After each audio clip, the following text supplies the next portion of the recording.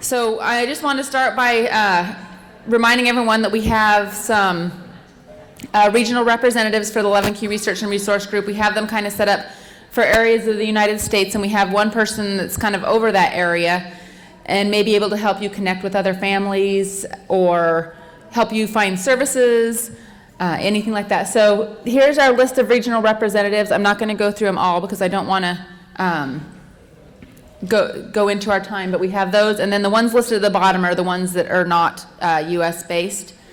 So we have some outside of the U.S. also that are regional representatives. So you can take a look at that, see where you live. All right. So we still need the Texas region, is that right? Oh yes, we still don't have anyone for that.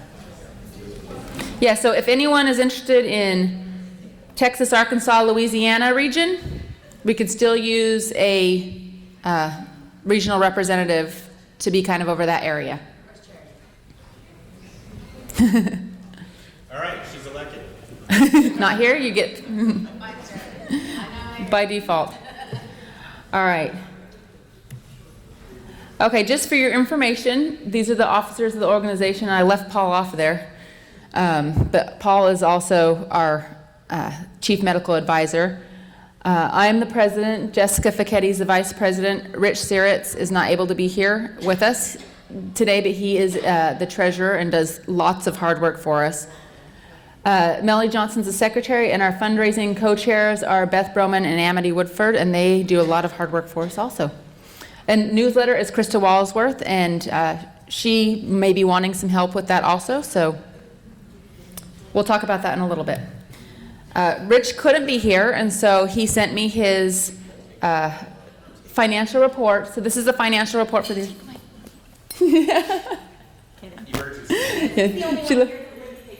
All right.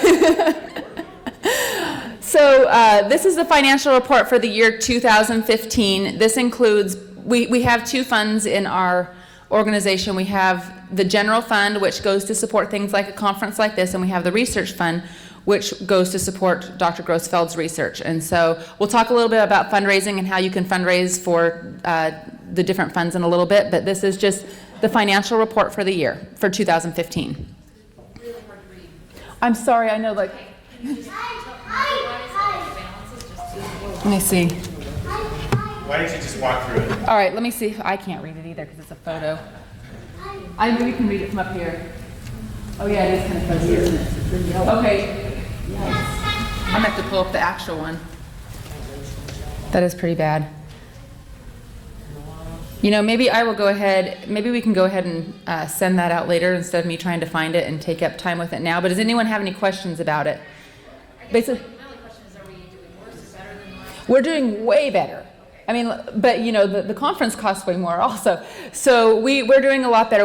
I think coming into the conference, now this is just for 2015, but coming into the conference, I think for funds for the conference, we had around 80,000, I want to say, for conference stuff. And then we'll go over it in a little bit, but the conferences cost about $50,000 to put on. So, but this also has information about the fundraisers that went for Dr. Grossfeld's research in there. I don't know why it came out so fuzzy, but if anyone wants a copy of that, I have it on my computer. I don't know why it came out so fuzzy on this thing, but I can get you a copy of that. Any questions about that? Okay, so now we need to talk about feedback for the conference and what might your suggestions be as far as speakers go? Who did you like? Who would you like to see again? The format of the conference, how we have it set up. This year it was a little bit different than we've done in the past, with a little bit more free time, a little less medical speakers. We brought in a few extra different speakers, tried to add more breakout sessions, and tried to add more family social time. So if you have any comments regarding any of this, thumbs up. All right, do we have microphones for people to make comments or? So before I move on from this, I'd like to get any suggestions that people might have for future conferences. if there was something that you really liked that you want us to keep, if there's something you didn't like that you think we should change, be brutally honest. No, really, we need your candid feedback. That's the only way we can make it better. And we're not offended because Yeah. it's all about you guys. And this year's conference, we planned it based exclusively on the feedback that we had from the last conference. Yeah, my only, I've been to, this is probably my fourth, I think, conference. By far, for our family, the best. The little bit of free time in the afternoon was perfect. And the sessions in particular that I really enjoyed that was new this year was the chaplain. That was outstanding. I just got a lot out of that. The lecture that he gave or the breakout session or both? Both. I really enjoyed his presentation. I think it was a good setup for allowing us to break out and have those conversations. So I just, big thumbs up on that one for me. So. On things that we enjoyed and would like to see again, Dr. Tommy John and that kind of stuff, and maybe add some, there's a lot of massage therapies and that kind of stuff, so maybe adding a massage therapist who's into the normalizations and stuff that Dr. Tommy John was talking about. And then last time we were here, there was a speaker that spoke on the trusts and Yes. financial aspects of things. And I know that's a difficult road for a lot of people and stuff, and all the information we can get. Okay. Where's Jessica? Can you write this down? Oh, you got it. I need some notes here because we'll send out meeting notes afterwards, but I forgot to ask someone to write it down beforehand. All right, any other comments?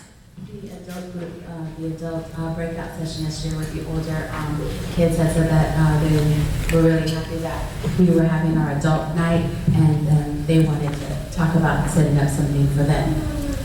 So an 11Q adult yeah. night, Yeah, social. their event, Okay. social event for them. Just for them. Without us? Without us. Well, so without their own parents, like maybe parents who have younger children could like help, like. Like a guide or a chaperone. Yeah, kind of like break the ice and if there's any, like, So like a social for the adults. That sounds great. I have a comment. Okay. I thought it was first time here, absolutely excellent. I really enjoyed the chiropractor coming in and showing different moves. Kevin and I both have used chiropractic medicine over several years, and it is quite beneficial to both of us.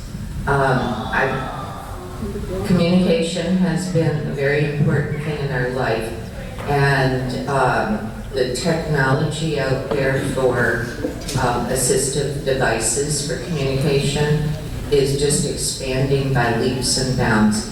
It would probably help some of the parents of the younger children who haven't figured out navigating the system and planting their feet to be able to obtain that. I know in Oklahoma, our state university will loan out and teach how to use different devices. However, it requires the parent to stay on top and be very consistent in following the directions, but it makes such a big difference. Perhaps that's something that we could think about for the next conference. Yeah. And again, having the chaplain was amazing. Great. Thank you, and great job in planning 2 years ago for what we've experienced this year. We maybe could, as a suggestion, Peyton Goddard's team has really mastered that whole field of assisted or facilitated communication. Would that be reasonable to ask if maybe one of their people could come in and talk about how that whole system works? Is that kind of in line with what you're suggesting?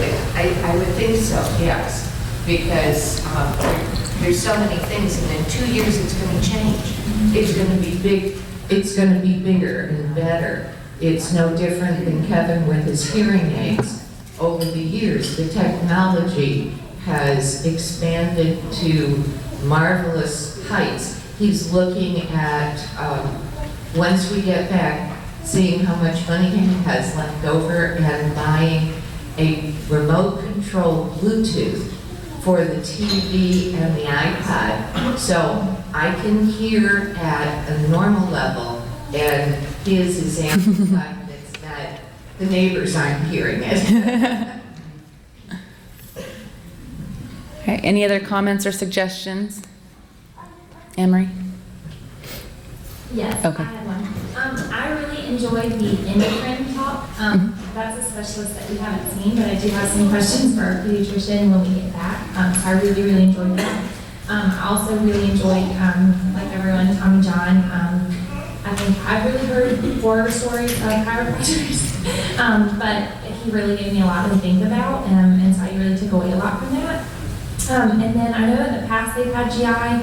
I would really enjoy seeing that in conference.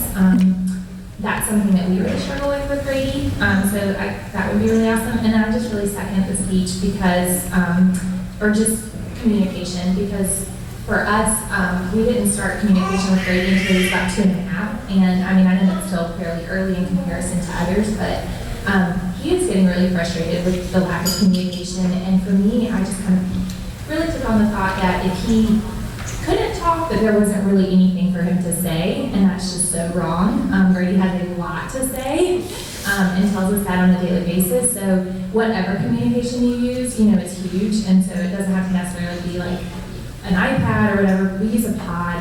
It's totally like picture related, and it's huge, and it's been great for Grady. And I know I've talked to a couple other parents that communication has been a big issue for their kids. And just following up on the GI, that talk is still available online, so you can go watch that talk as well as the financial planning talk. That's all available, but those are things that we kind of didn't do this time because we were trying to fit some new things in, but we will probably bring them back eventually, you know, bring back some of those things, but they are still available online for you to watch. Yeah, my only concern is, you know, something's got to give. Right. You want to have a 10-day one. Right. So those are going to be, you know, that's a happy dilemma. Yeah. I also enjoyed the chat one as well, but I also enjoyed Jessica's talk, breakout discussion on sexuality and puberty. It's a new topic. What you're saying is you want me to stand up in front of the entire group to do that? I know You know I turned red at the dinner? but it's something we all don't talk about. Yes, it's important. It's important, and I think it applies to all parents, and applies to typical kids and not kids. So. Okay. Emery? So this was our first conference, and absolutely loved it, so thank you for both who organised it. For us, I recently things where the breakout sessions by the groups, and you need some quite specific sessions around different things. So Jessica's for the bits that the older kids got together in the corner, and Beck really loved that, the opportunity with the older kids, not just being used to little kids around the place. So that was really good.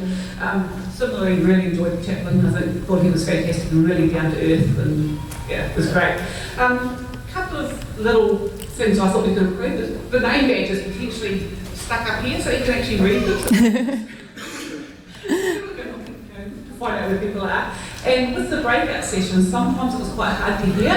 Yes. So potentially maybe if you moved out where we had the pizzas or something like that. So Yeah. we actually have Spread out a little bit. But yeah, other than that, absolutely fantastic. Okay. Thanks. Joy? Forgive me if this has been addressed already, but I want to agree with what everybody else has said. I think this is our third conference, and I would say it's been my favorite yet. I'm really impressed with all the talks and just the turnout, and it's been wonderful to have so many new families, so thank you all for being here. And I'm really interested in, again, the people like Tommy John's coming and being able to take home what we learned, not just to the doctors, but things that we can apply with our kids, especially as it relates to sensory and movement. Dean and I talked about what we watched, like some of the rhythm that was being done with Peyton. Yeah. And something like that would be really interesting. I'm sure that we'll see some of that or something similar today with some of the music. And and maybe it was addressed during Jessica's session. I was tending to my own kids, but just some of the things that, like in my state, we're on 2-year wait lists for everything from speech to ABA. So I would love to be able to figure out how I can integrate some of these therapies and have fun doing it. And Tommy did a great job of showing us kind of how it didn't have to be pressured, but we could still be therapeutic and be parents. And so something along those lines, but also with a sensory input related to it, if that makes sense. Yeah, yeah. All right. I think it's pretty much all been said, and I echo what everyone has been saying. This is our first meeting, and it's been absolutely incredible. All of the speakers have been very charismatic, and I feel like it's been very digestible information that I can understand and incorporate into our lives. Really loved Jessica's talk on ABA therapy. Thought that was really fantastic. Maybe 2 hours next time. And I think I echo what Joy was just saying. If we could maybe next time have like speech language pathologists here, OTs, PTs, just to help us maybe learn some new techniques, that would be really fantastic. But more of what happens this session in 2 years. All right. Thank you.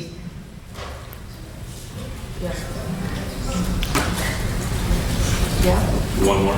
One more. Yeah, then we'll move on. Oh, wait. Well, no, we'll do 2 more. This is my first time here. We've been alone for 23 years, a long time. So I want to thank everybody for all the support and the help that they've given us, especially with Tevin's hospital run. And they were here for us when we came back, and I appreciate that more than you'll know. We truly are pretty much alone. We don't have family.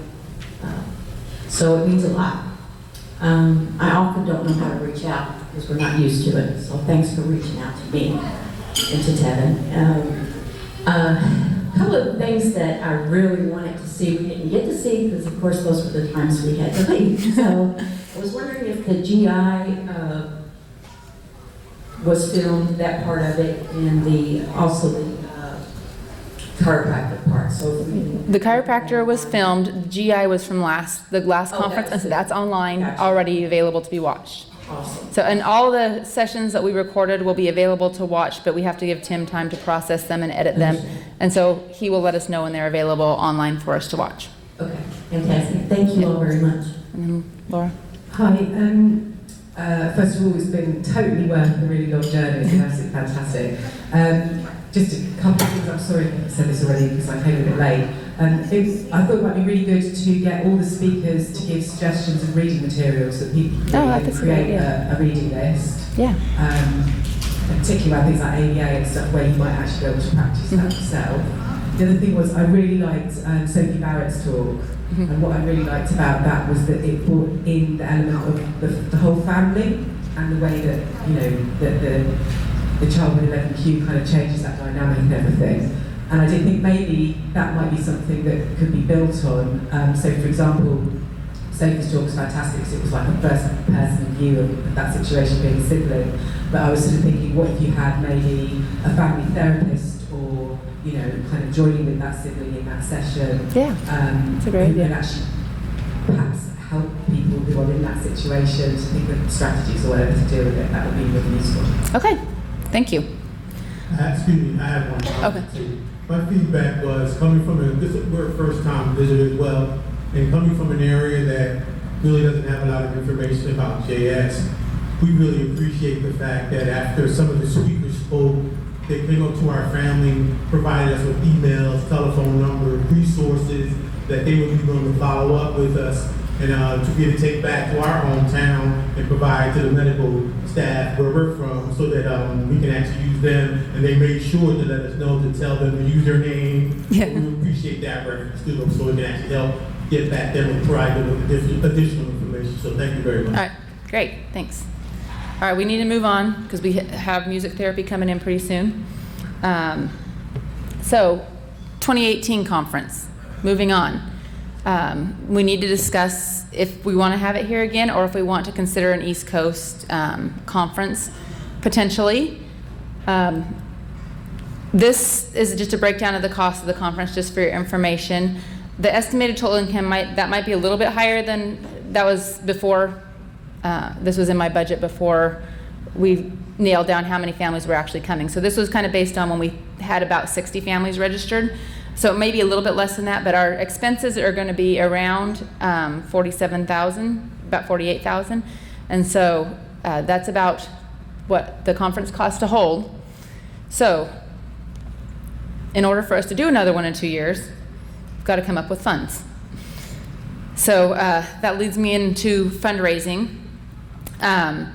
We are a 501c3 nonprofit organization, so any donations made by individuals are tax deductible. All of the board members, we're all volunteers. We don't get any type of compensation at all. So 100% of donations, we don't have overhead except for maybe that small amount when we take credit card. You know, we have to pay the 3% to PayPal or whatever. Those are the only type overhead expenses we have. Our website fees are like $75 a year, something like that. So really we have very minimal overhead costs. And so donations that are made go right back into this organization to do things like this. But like I said, without the fundraising, we can't hold another conference. So we need help with that. And I did want to specify that, as I specified before, we have two separate accounts. We have the 11Q Research and Resource Group General Fund, and we have the 11Q Research and Resource Group Research Fund. And you can fundraise for either of those. The general fund goes to cover expenses like this conference, scholarships for families to come to the conference, help bringing, flying in medical professionals and covering their hotel cost of speakers that we have to fly in. And then the other side is the research side. And so you can have fundraisers that support Dr. Grossfeld's research, and essentially they come into our, if you're doing it through our 501c3 number, they come into our account, and then we donate them to UCSD, to Paul's research account at UCSD. So that's how that works. If some people have done fundraisers in the past where they want to split it, like we want 80% to go to the research, and we want 20% to go to the general account, and we can do that also if you prefer that. So I just wanted to make a few fundraising acknowledgments of people who have held significant fundraisers in the past few years. Oh, I'm sorry, yes. Joy and Dean Robertson. And I'm sure these all are probably joint efforts. So held an online auction, and Jackie, where's Jackie? Jackie held a paint party, and so did Krista. Krista and Jackie both did paint parties that did very well. Dawn Carzoli has done in the past, I think a few times, she's done big community type yard sales where all the funds are donated. And then on the research side, we just had the big Ethan Bortnick concert in April that we had, and so they were a big contributor, Ethan Bortnick and his family, as well as Jeff and Linda Church and their family hold fundraiser every year, every other year, I guess, every other year? Every year in their home. So, and then we've also had some anonymous donations come in. We've also had several people who have made donations and through employer matches. So we have several people, some of you maybe in here, who have a certain amount of your paycheck taken out, whether it's $10, $20 a month, and then your employer matches that, and that has checks sent to us. So if that's something you're interested in, please check with your employer, because many employers offer matches, and that can be a great way of income too. And something we just started doing this year was our sponsorships, and that's specifically for the conference. That's not for any other things. So specifically for the conference, we had some sponsorships that we did this year, and we had Vivint Gives Back as a sponsor. The Jeffrey Modell Foundation was a grant that we received, but we have them listed as a sponsor, and also UCSD Foundation. So in the future, I would like to try and go and try and get more of those, but that may be you guys reaching out into your community and seeing if there are any businesses or organizations that may be interested in sponsoring the conference. And Beth made a beautiful pamphlet, sponsorship pamphlet, that we can send out to organizations.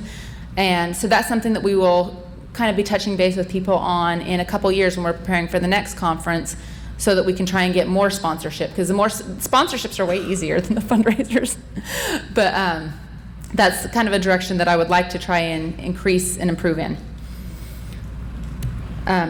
So we're kind of running out of time, so I'm not going to go deeply into the 501c3 tax ID number. We have several rules for using that, but if you choose to host a fundraiser, you can host it using the 501c3 tax number, where if people make donations, they can have those tax deductible.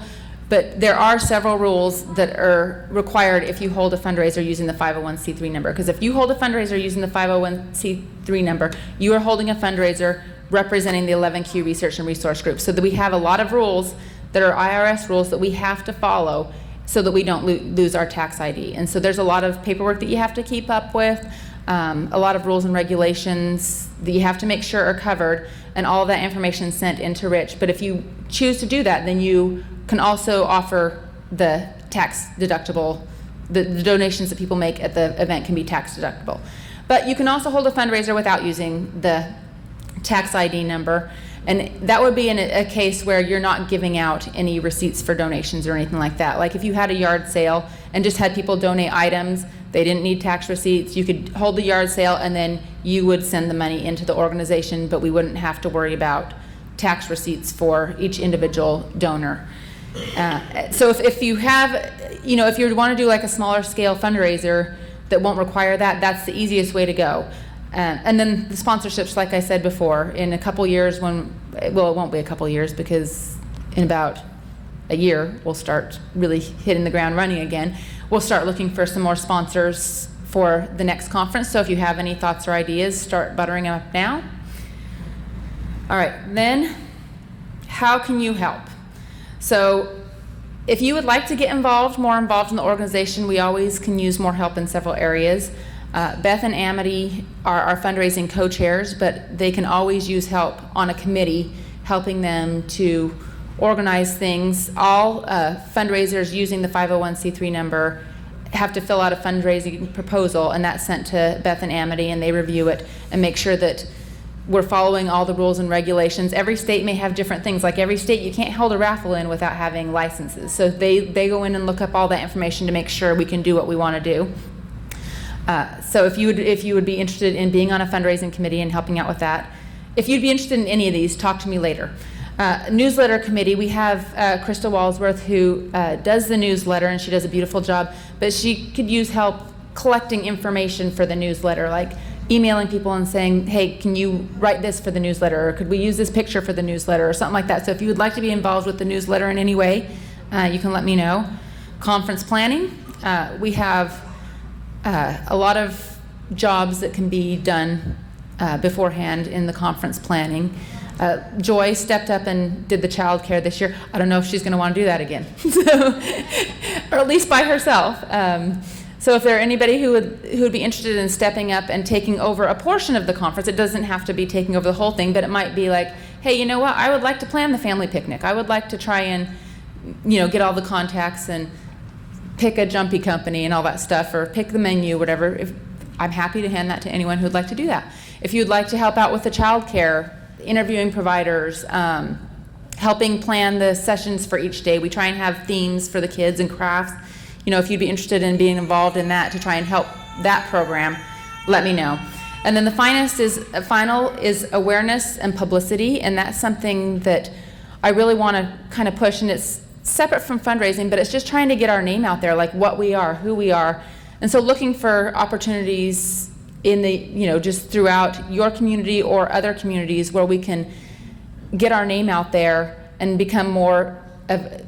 people become more aware of us and what Jacobson syndrome is and what 11Q deletions are. So if you're interested in helping out in any of these ways, please let me know.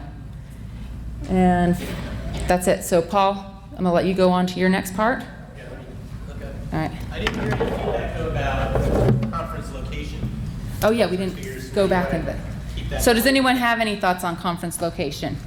Like how would you, you know, I don't think that we would abandon San Diego altogether, but we have, you know, we have a lot of families on the East Coast who in the past have given us feedback that we can't afford to come out there. It's too expensive, and so all of our conferences since 2006 have been here in San Diego. So it was a thought of Now, honestly, if it's gonna be on the East Coast, it's probably gonna be in Atlanta, because that's where I live. So that would be the easiest place for me to plan something. But, I mean, obviously, it's gotta be where one of us lives, so that we can.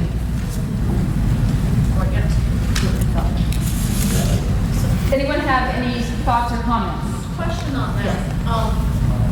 We've had a lot of research doctors here. Yes. And they're mostly from USC. I mean, Ooh, don't say USC, that's bad. That's 100 miles north here. Sorry. I'd say UNC. But Well, that would be okay. That's not a threat to us. We don't have a Division I basketball program yet. It's coming soon, actually. That's okay. So I'm one of those families on the East Coast, obviously.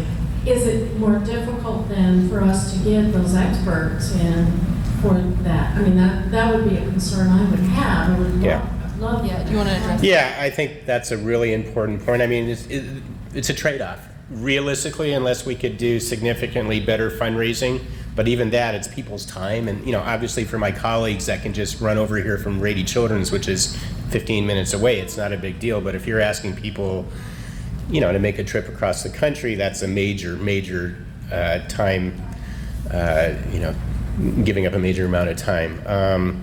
I'd have to go back and see, I can't even remember off the top of my head. Probably about half to 2/3 of our speakers are from here, and the remainder are from around the world. Two and a half already. This time. So that would probably be compromised to some extent, realistically. But, you know, it's a trade-off, and that's a very important point. There's also some of the researchers that may take 2 years to do what they're doing before they can get back to us anyway, so there may be a time for an off year or less research, more different type of supplemental talks that we could do, where we wouldn't need as many San Diego-based physicians to come. The other thing going along with that, I think probably it would be less likely that we could do the kinds of on-site assessments, because again, that whole team is based here. It would be asking a lot. I'm not saying it's impossible, but to bring, you know, not just Sarah and Natasha, but they have several members of their team, as you know, that are doing the assessment. So that would be logistically a much more challenging goal to get that whole team to fly out somewhere else to be there for 3 or 4 days. With that, because it is so hard to travel from the East Coast, we're probably losing some.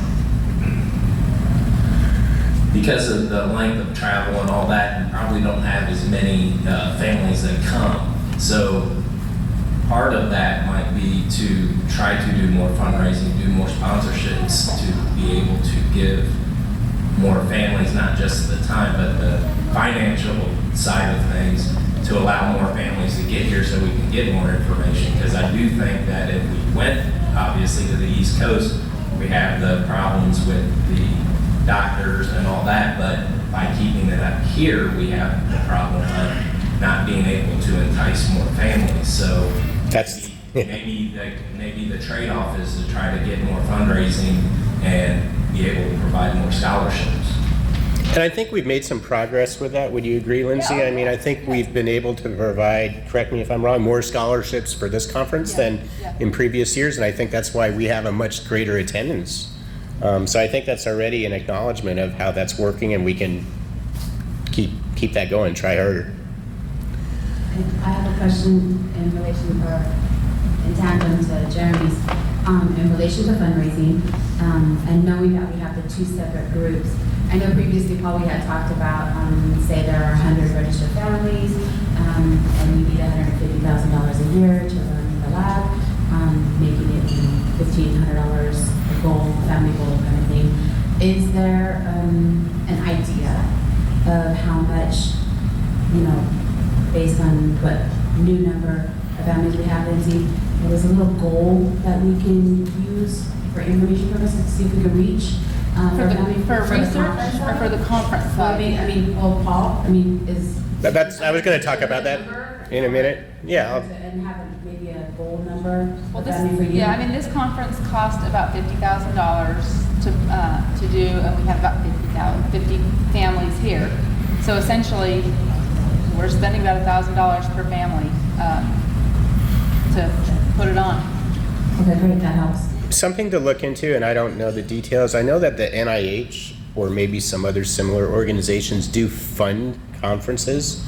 It could be very competitive, but that might, given the fact that we've got, I think, such an outstanding track record with this organization, I don't know how realistic that is, but that might be something worthwhile to look into. I have it's kind of related, but I think at the last conference we talked about, we established regional representatives, and I'm the first to admit I've been a terrible regional representative. We haven't done anything in our region, but I'm curious if that might be almost like another added thing we can do to help with these families who can't travel as far as maybe in the off years, like next summer, like everybody agree, we're going to have a regional picnic in each region, and we can have flexibility around where and kind of decide as small groups where we want to do it. But I think one of the big, huge benefits of this conference is just connecting with each other. The medical part is really important as well, but just as important is making those connections and reestablishing some of those relationships that, after 2 years, it's been a while since I've seen you all. So it's just a thought that maybe that's a way to kind of balance the fact that we're all coming to San Diego every 2 years is maybe in those off years having some regional activities. And again, I'm guilty of not organizing anything, so I shouldn't be opening my mouth, I guess. It's never too late. It really isn't. It always starts, right? It's never too late.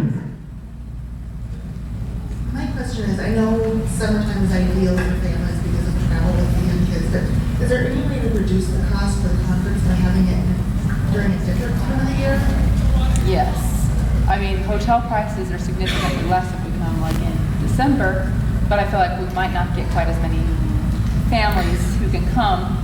Yeah, we've talked about that. I think just realistically, because everybody's school district is on a different schedule, I think that would be almost impossible. If we wanted to do it in December, well, guess what? The holiday season rates go through the roof again. So, we've talked about that. I think we've actually gotten a very competitive rate for this hotel for this time of year.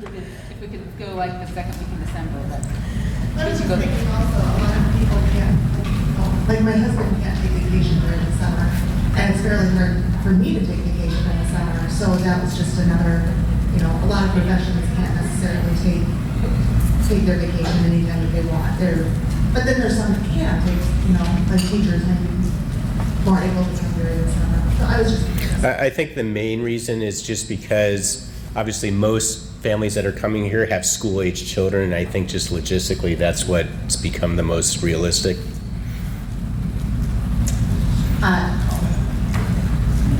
I'll let it go.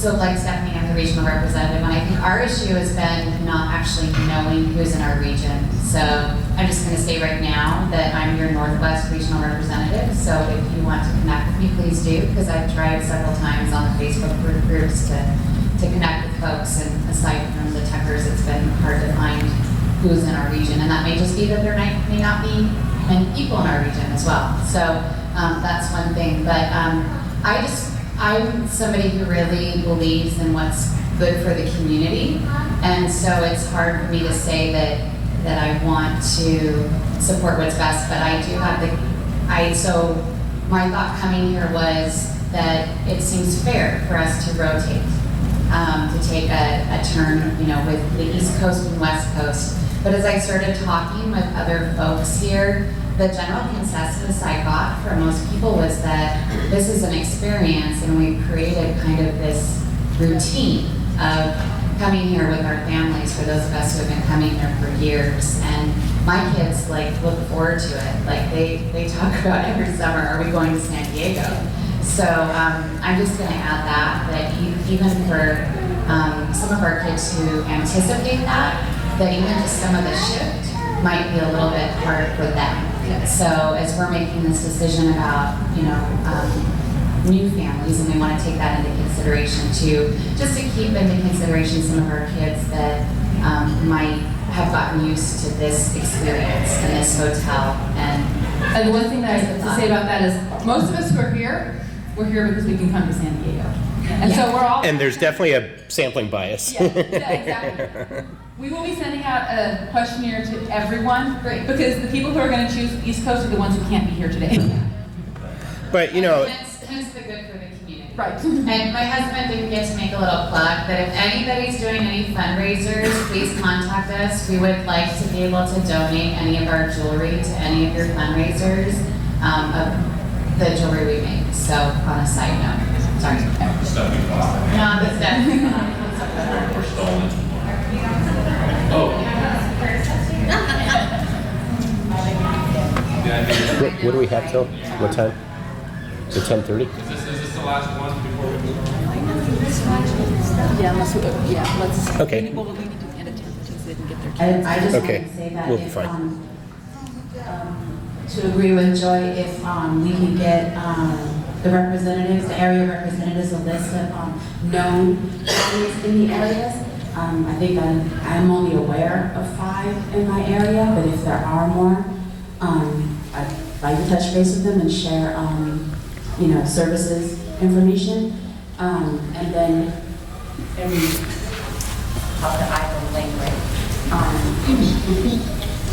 are you aware of how many counties have expressed participation concerns on the East Coast? I mean, could we possibly double our numbers? Well, that was from the survey that we sent out after the last conference. We just had, I mean, I don't know the numbers right now, but we had a whole bunch of people saying, we can never, San Diego's too expensive, we can't make it. Would you consider having it somewhere else? But, you know, I think in your defense, I think in the past, there are a lot of people that say they will come to a conference and then they don't. You guys have walked the walk, so to speak. And so even if we have it on the East Coast, let's just say, the reality is, unless it's in your local city, you're still going to have to come up with some means for transportation. You're still going to be staying at a hotel, which I'm going to guess is not going to be that much less expensive than the one here. So when push comes to shove, it is a financial commitment, hardship for most or a lot of people, wherever it's going to be. Before you go on with yours, Joy, do you want to do your thing real quick? I forgot. Joy needs to do something. Okay.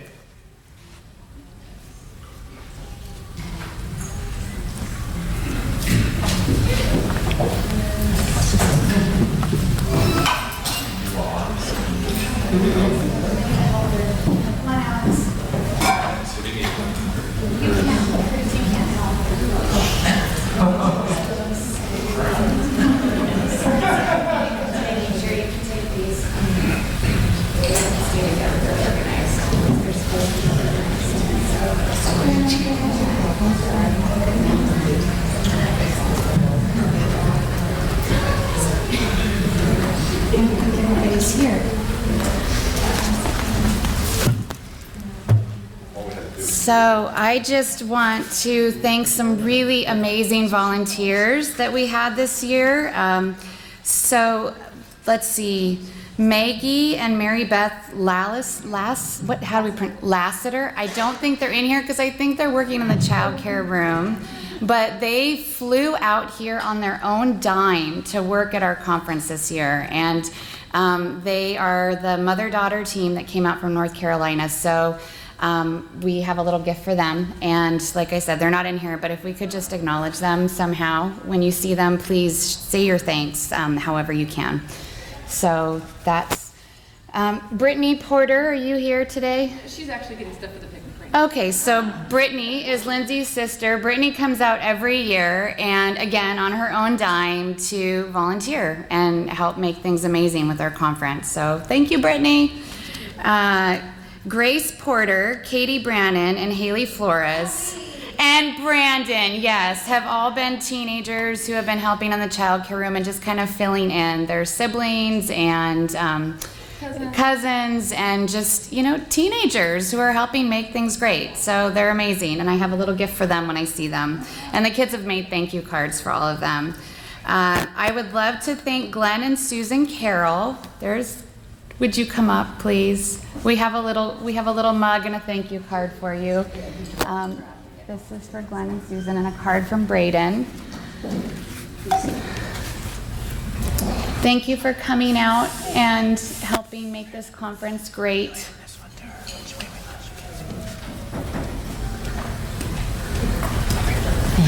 We know you don't drink coffee, but we thought it would work for your cocoa. And one for your husband, too. Thank you so much.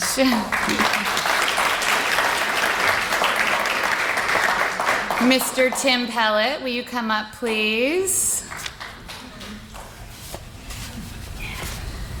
Tim has been running our live stream. I know you've been acknowledged before, but we want to do it again because you have been inside doing things over and over. And we have a thank you card for Tim and a mug.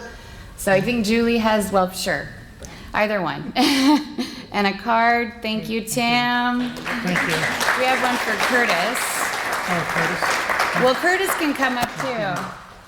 And we have a card and a mug for Curtis. Thank you, Curtis. Curtis is Linzee's husband, who works almost as hard as she does. No, just as hard. One that doesn't have, let's see, those are for Linzee and Jessica. Okay. And Linzee and Jessica, if you could come up, please, ladies. We don't have a tangible gift for you, but it's almost as good. Your girls made cards for you, and you have a gift certificate with Forest Life Creations to pick out any pair of earrings that you would like. Thank you for all that you do. You're awesome. Thank you. And you dropped your little card. Oh, you don't. Thank you. I didn't even remember. And thank you. I can't wait to do something else. I think we got it. Thank you all for coming. Thank you to our volunteers. Thank you for helping. Thank you. Bye-bye. Is this your no-show? I think so. Yeah.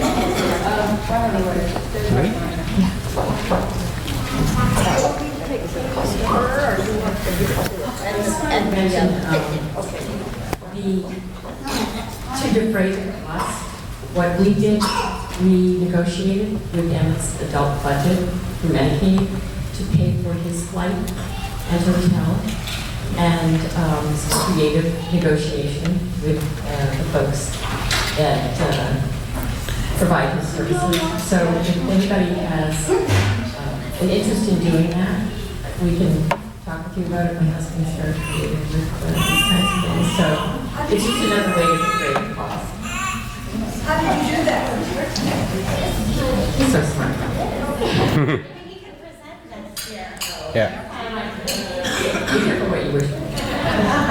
All right, so maybe in the last few minutes, I just kind of wanted to give you an overview about sort of my fundraising challenges and kind of how that rate relates in some ways to being able to continue to have this conference. So first of all, since this is our last day together, I want to thank all of you. I think if you think about what I presented on Monday, what the goals of the conference, I'm going to dare say that I think we've met those goals and then some.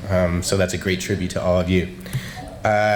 So to give you a little bit of idea of what I'm faced with in terms of running my research lab on the cardiac issues, which is now probably the single greatest leading cause of mortality in children with Jacobson syndrome, I have 2 full-time PhD staff scientists, so to cover their annual salary, that's about $165,000 a year. And then roughly about $100,000 almost a year for the rest of the supplies and maintenance and stuff. So my annual budget, not covering any of my salary, by the way, is about $250,000. We talked about the possibility of the buspirone trial. It's variable depending upon, for example, how much people might be able to cover their own travel expenses to come here, but maybe somewhere around $135,000 is what we're talking about from start to finish to complete that. I have about $40,000 in some of my research rainy day funds that I can commit to that, but that means we still have a gap that we have to fill in order to make that study feasible.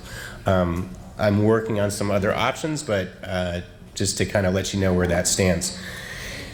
My funding over the years has been quite a piecemeal effort involving a lot of different funding sources, some of the more conventional ones like National Institutes of Health. You heard me talk about how, thanks to Craig and Rebecca, the How I Met Your Mother cast and crew had 2 separate fundraising events that together raised about $300,000, so you can imagine what a great contribution that was. And then some of these other foundations and private individuals, as you can see there. So that's where I am in the past. Currently, I recently got a grant from the American Heart Association, which was really a nice feather in our cap. So when you look at all the kind of current funding sources that I have to meet that $250,000 a year need, this is what I have to keep me going roughly for about another year. And so if nothing else happens, then I would potentially, as I've been faced with potentially in the past, have to shut my lab down a year from now. And the problem, of course, that would be that would be a lot of problems. But for me, the only way that I can justify giving up my time to help with these conferences and whatnot is to be able to keep my research going, because that's basically otherwise out of my own personal time or research time. So moving forward, these are some of the sources that I'm hoping to continue to sustain. So a lot of times you get one nice donation, but the challenge is to be able to sustain that. So these are those various sources that I have had most recently that I'm hoping to sustain, and I'd like to reach out to all of you. I think like what Joy said, first of all, a lot of you in this room have done fundraising in the past, specifically for my research, and again, literally every little bit helps. I think, Annette, you mentioned, given how many members there are, you could break it down a lot of different ways. Joy and Dean did a great fundraising effort earlier this year that raised about $5,000. So even if 10 of you, let's say one for each region, could do something like that on an annual basis to raise, let's say even $50,000, let's just say $5,000 from each region per year, that would actually be a remarkable contribution to help sustain my lab. So I know that Dean and Joy have been very forthcoming to reach out to help people with suggestions for how they made it successful. And every region could have its own unique way of doing it. Years ago, the Stanfields, when they still lived in Indiana, did this really great sort of auction. It was a ton of work, but between the two events, I think they raised somewhere between $50,000 and $60,000. And one of the things that really, I think, worked out well is they had their event in November. I think it was it was either like the day or two right before or maybe right after Black Friday. The Friday before the holiday shopping season starts, and that worked out great. So they had all these auction items in a barn with a great auctioneer. And because people are already in the mood of wanting to look for gifts for loved ones for the holidays, it worked out really great. So, that's just one example. Another idea that I have that I thought about is the downside of these fundraising events, even the small ones, is it's a lot of work, right, Dean? Right, Joy? So one thing to keep in mind is a lot of these fundraising events that you hear about all the time, they actually designate a charity each year. And so if you are really proactive about it, it may not happen next year, but maybe 2 or 3 years from now, even if you can hook up with some of these fundraising events, they oftentimes will rotate a charity. And I think our organization has a lot of credibility. And that's something where maybe we could have a committee to help disseminate, just like that really awesome sponsorship package that you put together. So if you guys can identify such fundraising events, I think thanks to Lindsay and others, we already have basically a packet that gives all the information about what this organization is all about. And that lends a lot of credibility so that if you're trying to broach this with a fundraiser, that will help to go a long ways. I think that's about it, really. Just on a logistic point, UCSD recently changed their donation policy so that one way to donate to my research is through the group, which is great. The other way is if you go to my website, which is on my emails, so anytime you email me, you'll see that on the bottom. There is a link for doing direct donations that goes directly to my lab. And actually, previously, the amount that would go to me directly on the dollar was 94%. UCSD just changed that, so it's actually 100%. And by comparison, the American Heart Association has an overhead of about 24% or something like that. And most charities have some significant overhead, so that's, I think, a really good selling point, and it's never meant to compete with what the needs are of the group, but obviously the two go hand in hand, okay? And Lindsay already mentioned this, but Rich Siritz has been incredibly helpful to allow us to navigate all these obstacles in terms of how we can do these fundraising events to make it feasible to actually raise the money and get the money where it's supposed to go. And so, as Lindsay said, being a 501c3, we have to really be exceedingly aware and sensitive to what the rules are regarding these events, and I've not been so good about that, but Lindsay has. but Rich has been awesome. So if any of you are interested in doing these events, Rich is your advocate. He'll make it happen. Okay, that's all I have to say. Thanks.